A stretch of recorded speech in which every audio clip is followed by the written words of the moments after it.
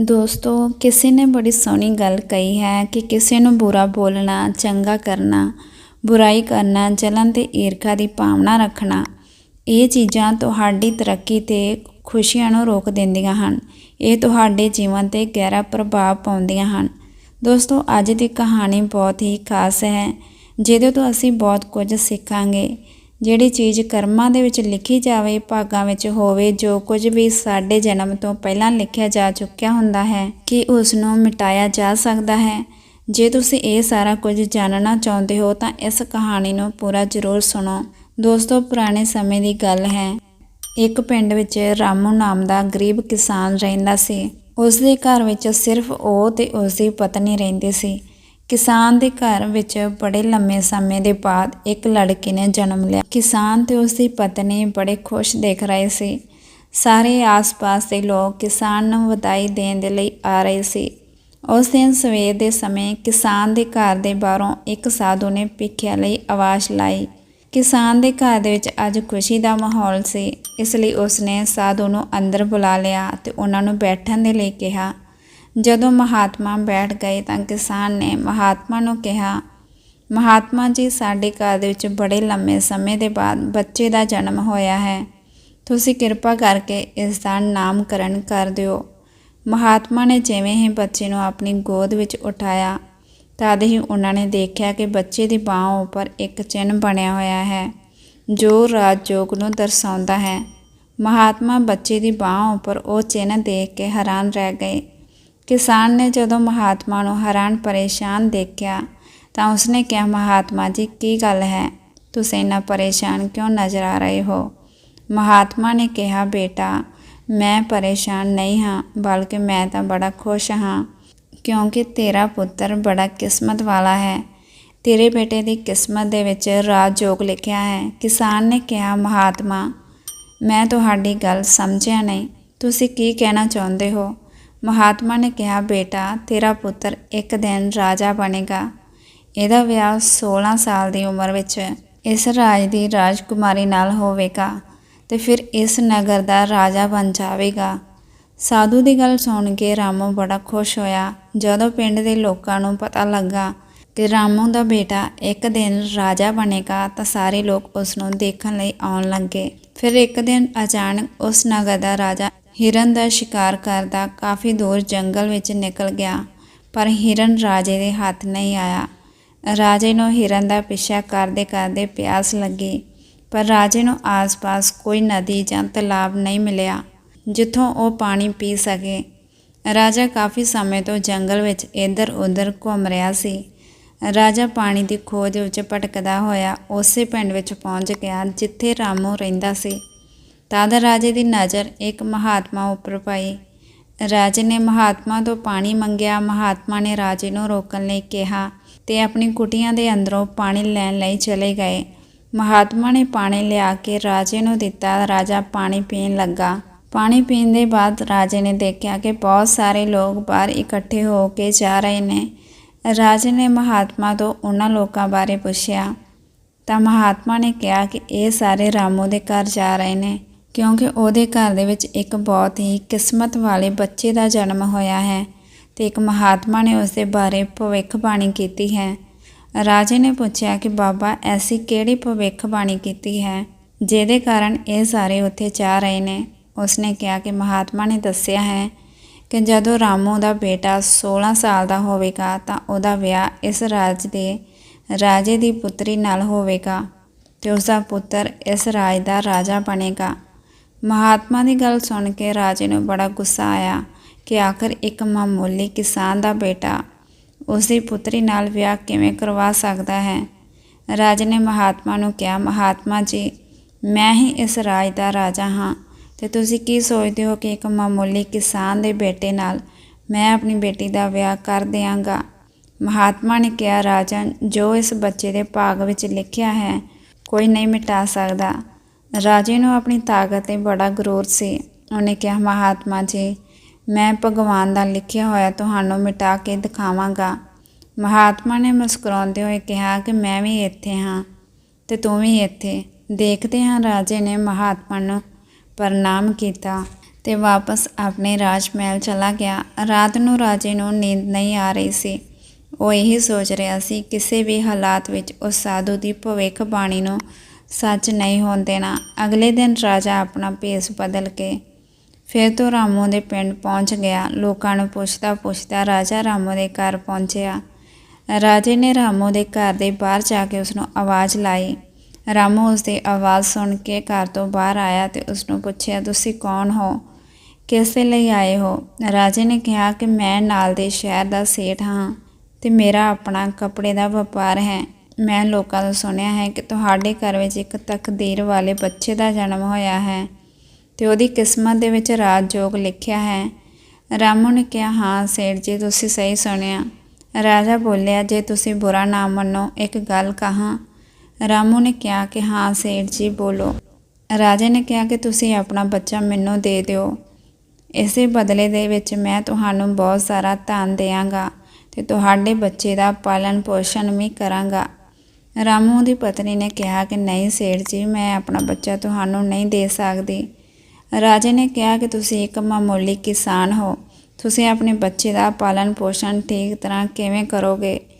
ਰਾਮੂ ਨੇ ਸੇਠ ਦੀ ਗੱਲ ਸੁਣ ਕੇ ਕਿਹਾ, ਸੇਠ ਜੀ ਤੁਸੀਂ ਠੀਕ ਕਹਿੰਦੇ ਹੋ, ਅਸੀਂ ਇਸ ਬੱਚੇ ਦਾ ਪਾਲਣ ਪੋਸ਼ਣ ਠੀਕ ਤਰ੍ਹਾਂ ਨਾਲ ਨਹੀਂ ਕਰ ਸਕਾਂਗੇ। ਰਾਮੂ ਦੀ ਗੱਲ ਸੁਣ ਕੇ ਉਸਦੀ ਪਤਨੀ ਨੇ ਕਿਹਾ ਕਿ ਠੀਕ ਹੈ ਸੇਠ ਜੀ, ਮੈਂ ਤੁਹਾਨੂੰ ਆਪਣਾ ਬੱਚਾ ਦੇਣ ਲਈ ਤਿਆਰ ਹਾਂ, ਪਰ ਜਦੋਂ ਇਹ 16 ਸਾਲ ਦਾ ਹੋ ਜਾਵੇਗਾ ਤਾਂ ਤੁਸੀਂ ਮੈਨੂੰ ਇਸ ਨੂੰ ਵਾਪਸ ਕਰ ਦਿਓ।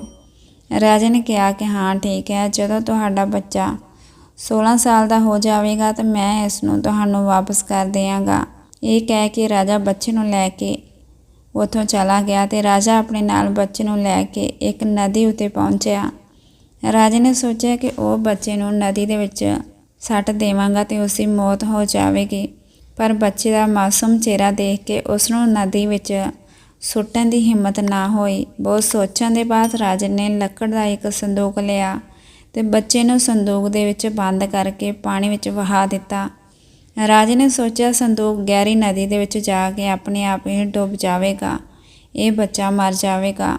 ਇਹ ਸੋਚ ਕੇ ਰਾਜਾ ਹੁਣ ਨਿਸ਼ਚਿੰਤ ਹੋ ਕੇ ਵਾਪਸ ਰਾਜ ਮਹਿਲ ਚਲਾ ਗਿਆ ਕਿ ਹੁਣ ਇਹ ਬੱਚਾ ਵਾਪਸ ਨਹੀਂ ਆਵੇਗਾ ਤੇ ਮੇਰੀ ਬੇਟੀ ਨਾਲ ਇਸ ਦਾ ਵਿਆਹ ਨਹੀਂ ਹੋਏਗਾ। ਆਖਿਰ ਮੈਂ ਭਾਗਾਂ ਦਾ ਲਿਖਿਆ ਮਿਟਾ ਹੀ ਦਿੱਤਾ। ਉਧਰੋਂ ਸੰਦੂਕ ਵਹਿੰਦਾ ਹੋਇਆ ਨਦੀ ਦੇ ਇੱਕ ਕੰਢੇ ਤੇ ਪਹੁੰਚਿਆ, ਜਿੱਥੇ ਇੱਕ ਧਨਵਾਨ ਸੇਠ ਸੂਰਜ ਦੇਵਤਾ ਨੂੰ ਜਲ ਚੜਾ ਰਿਹਾ ਸੀ। ਉਸ ਸੇਠ ਨੇ ਜਦੋਂ ਸੰਦੂਕ ਨੂੰ ਖੋਲ੍ਹ ਕੇ ਦੇਖਿਆ ਤਾਂ ਉਸਦੇ ਅੰਦਰ ਬੱਚੇ ਨੂੰ ਦੇਖ ਕੇ ਉਹ ਹੈਰਾਨ ਹੋ ਗਿਆ। ਉਸ ਸੇਠ ਦੀ ਕੋਈ ਵੀ ਸੰਤਾਨ ਨਹੀਂ ਸੀ। ਸੇਠ ਉਸ ਬੱਚੇ ਨੂੰ ਆਪਣੇ ਘਰ ਲੈ ਗਿਆ। ਸੇਠ ਦੀ ਪਤਨੀ ਬੱਚੇ ਨੂੰ ਦੇਖ ਕੇ ਬੜੀ ਖੁਸ਼ ਹੋਈ। ਉਸਨੇ ਜਦੋਂ ਸੇਠ ਤੋਂ ਪੁੱਛਿਆ ਕਿ ਇਹ ਬੱਚਾ ਕਿਸ ਦਾ ਹੈ ਤਾਂ ਸੇਠ ਨੇ ਉਸਨੂੰ ਸਾਰਾ ਕੁਝ ਦੱਸਿਆ ਕਿ ਕਿਵੇਂ ਉਹ ਉਸ ਨੂੰ ਨਦੀ ਵਿੱਚ ਵਹਿੰਦਿਆਂ ਹੋਇਆ ਮਿਲਿਆ ਹੈ। ਸੇਠ ਤੇ ਉਸਦੀ ਪਤਨੀ ਨੇ ਬੱਚੇ ਲਈ ਭਗਵਾਨ ਨੂੰ ਹੱਥ ਜੋੜ ਕੇ ਧੰਨਵਾਦ ਕੀਤਾ। ਹੁਣ ਉਹ ਬੱਚਾ ਸੇਠ ਦੇ ਘਰ ਵਿੱਚ ਪਲਣ ਲੱਗਾ ਤੇ ਸੇਠ ਨੇ ਉਸ ਬੱਚੇ ਦਾ ਨਾਮ ਸੂਰਜ ਰੱਖਿਆ। ਇਸ ਤਰ੍ਹਾਂ ਹੌਲੀ ਹੌਲੀ 16 ਸਾਲ ਬੀਤ ਗਏ ਤੇ ਸੂਰਜ ਬਹੁਤ ਹੀ ਸਮਝਦਾਰ ਬੁੱਧੀਮਾਨ ਸੀ। ਇੱਕ ਦਿਨ ਸੂਰਜ ਨੂੰ ਅਧਿਆਪਕ ਪੜ੍ਹਾ ਰਿਹਾ ਸੀ। ਅਧਿਆਪਕ ਜੋ ਕੁਝ ਵੀ ਪੁੱਛਦਾ ਸੂਰਜ ਤੁਰੰਤ ਉਸਦਾ ਜਵਾਬ ਦਿੰਦਾ। ਇਹ ਦੇਖ ਕੇ ਅਧਿਆਪਕ ਨੇ ਸੂਰਜ ਨੂੰ ਕਿਹਾ ਕਿ ਤੁਸੀਂ ਬਹੁਤ ਹੀ ਸਮਝਦਾਰ ਤੇ ਗਿਆਨੀ ਹੋ, ਤੁਸੀਂ ਅੱਗੇ ਚੱਲ ਕੇ ਬਹੁਤ ਵੱਡੇ ਆਦਮੀ ਬਣੋਗੇ। ਆਦਮੀ ਸੂਰਜ ਦੀ ਪ੍ਰਸ਼ੰਸਾ ਕਰ ਰਿਹਾ ਸੀ।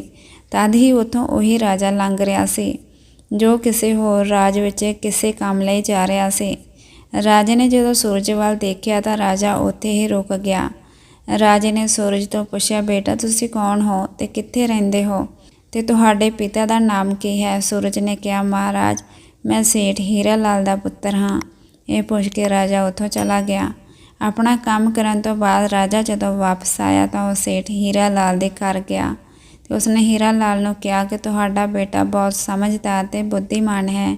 ਸੇਠ ਹੀਰਾ ਲਾਲ ਨੇ ਰਾਜੇ ਦੀ ਗੱਲ ਸੁਣ ਕੇ ਕਿਹਾ, ਮਹਾਰਾਜ ਮੈਂ ਉਸਦਾ ਅਸਲੀ ਪਿਤਾ ਨਹੀਂ ਹਾਂ, ਮੈਂ ਤਾਂ ਉਸਨੂੰ ਸਿਰਫ ਪਾਲਿਆ ਹੈ, ਪਰ ਉਹ ਮੇਰੇ ਲਈ ਪੁੱਤਰ ਤੋਂ ਵੱਧ ਕੇ ਹੈ। ਰਾਜੇ ਨੇ ਸੇਠ ਹੀਰਾ ਲਾਲ ਤੋਂ ਪੁੱਛਿਆ ਕਿ ਇਹ ਲੜਕਾ ਤੁਹਾਡਾ ਪੁੱਤਰ ਨਹੀਂ ਹੈ ਤਾਂ ਫਿਰ ਇਹ ਲੜਕਾ ਤੁਹਾਨੂੰ ਕਿੱਥੇ ਮਿਲਿਆ? ਫਿਰ ਸੇਠ ਹੀਰਾ ਲਾਲ ਨੇ ਰਾਜੇ ਨੂੰ ਸਾਰੀ ਕਹਾਣੀ ਸੁਣਾਈ ਕਿ ਕਿਵੇਂ ਉਹ ਉਸ ਨੂੰ ਵਹਿੰਦੇ ਹੋਏ ਪਾਣੀ ਵਿੱਚ ਇੱਕ ਸੰਦੂਕ ਵਿੱਚੋਂ ਮਿਲਿਆ ਸੀ। ਜਦੋਂ ਰਾਜੇ ਨੇ ਸੇਠ ਹੀਰਾ ਲਾਲ ਦੀ ਗੱਲ ਸੁਣੀ ਤਾਂ ਉਹ ਹੈਰਾਨ ਰਹਿ ਗਿਆ। ਰਾਜਾ ਸਮਝ ਗਿਆ ਸੀ ਕਿ ਇਹ ਬੱਚਾ ਉਹੀ ਹੈ ਜਿਹਨੂੰ ਮੈਂ 16 ਸਾਲ ਪਹਿਲਾਂ ਨਦੀ ਵਿੱਚ ਬਹਾ ਦਿੱਤਾ ਸੀ। ਰਾਜਾ ਤੇ ਸੇਠ ਹੀਰਾ ਲਾਲ ਹਾਲੇ ਗੱਲਾਂ ਕਰ ਹੀ ਰਹੇ ਸੀ ਕਿ ਉੱਥੇ ਸੂਰਜ ਆ ਗਿਆ। ਰਾਜੇ ਨੇ ਸੂਰਜ ਨੂੰ ਦੇਖਿਆ ਤਾਂ ਉਸਨੇ ਸੇਠ ਹੀਰਾ ਲਾਲ ਨੂੰ ਕਿਹਾ, ਸੇਠ ਜੀ, ਮੈਨੂੰ ਅੱਗੇ ਕਿਸੇ ਕੰਮ ਲਈ ਜਾਣਾ ਹੈ।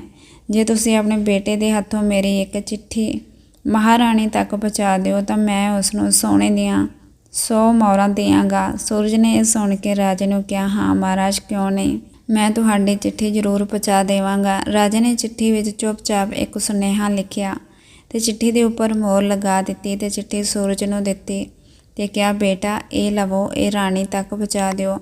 ਸੂਰਜ ਚਿੱਠੀ ਨੂੰ ਲੈ ਕੇ ਚਲਾ ਗਿਆ। ਸੂਰਜ ਚੱਲਦਾ ਚੱਲਦਾ ਸੰਘਣੇ ਜੰਗਲ ਤੋਂ ਲੰਘ ਰਿਹਾ ਸੀ। ਉਹ ਰਾਹ ਭੁੱਲ ਗਿਆ।